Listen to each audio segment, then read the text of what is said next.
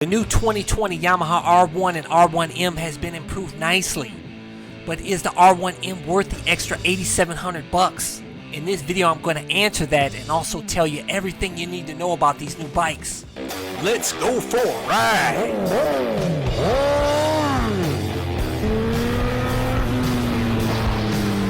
You are watching CycleCruza's all-in-one motorcycle channel. Subscribe today. Continually video suggestions, but you may find what you're looking for by visiting my website at CycleCruza.com and click on the menu tab My Videos. And those are a bunch of playlists with all of my videos categorized in them to make it easier for you to navigate through. Back in 2015, Yamaha excited motorcycle enthusiasts worldwide when they redesigned the R1 to a completely new awesome look and ultra improved performance by adding horsepower, reducing weight, adding a host of electronics including precisely tuned electronic rider aids, and they even added a limited edition R1M that included Öhlins electronic suspension. Now fast forward to 2020 and Yamaha has made some significant updates through engine enhancements, electronics improvements, suspension upgrades, and styling refinements, making the bike look even better.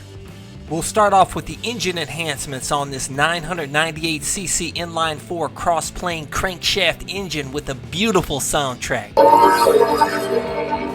It now has finger follow rocker arms that increase efficiency of the valve train, revised cam profiles, and a new cylinder head and fuel injectors. And basically these improvements help increase power to overcome the power-robbing Euro 5 emission standard equipment that's on the bike now. So basically the bike has the same power as the previous year, but if you remove the stock exhaust and put on an aftermarket exhaust, you'll gain that little bit of power.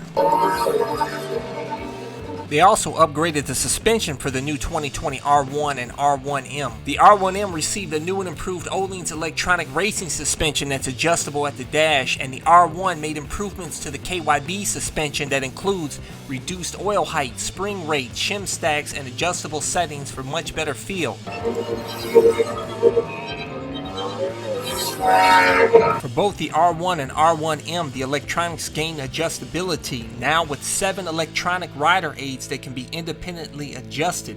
Also, it has 2 ABS brake settings, BC1 for straight line, BC2 for cornering, and 3 levels of engine braking, and these settings can be controlled by mobile devices. Both bikes also have a new ride-by-wire system that eliminates the throttle cable. And the tires on both bikes have been upgraded to Bridgestone Battle Axe Racing Street RS11 tires. The styling of the bikes has been updated to look more aggressive, which equates to it being more aerodynamic by 5.3%, and also the ergos have been improved by smooth panels.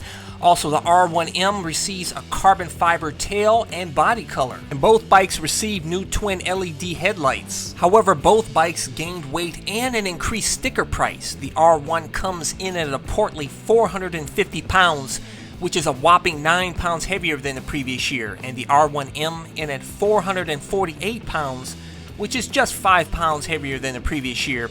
However, if you take the Euro 5 emissions compliant stock exhaust off of both of these bikes, not only are you going to save some weight, but you're going to gain a bit of performance. As far as pricing, the R1 comes in at $700 more than last year at $17,399. But check this, the R1M costs a whopping $26,099, which is up $3,100. So that begs the question, should you pony up that extra $8,700 for that special limited edition R1M? It's got that special Öhlins electronic racing suspension, carbon fiber tail and color, and that pretty little number plate attached to the bike.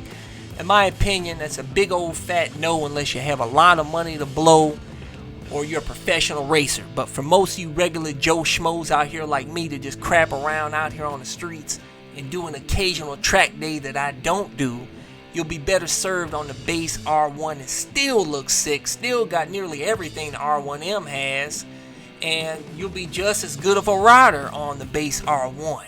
So what are your thoughts on the new R1 and R1M? Do you think the extra $8,700 for the R1M is worth it? Should I buy the new R1? Leave a comment below and let's talk about it. Well, for those of you guys who want to get my gear, like this neck brace, my airbag that keeps me safe on my Super Sport, my helmet, my gloves, leather jackets, cameras, all my stuff. I always include links in the description and comment section of my videos.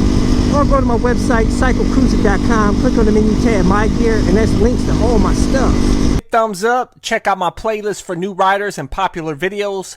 Don't forget to comment and subscribe, and check out my other channel, Bug Out Moto, where I customize a van for my motorcycle so I can live in my van with my motorcycle and travel across the country anywhere. Subscribe to my YouTube channel, Bug Out Moto.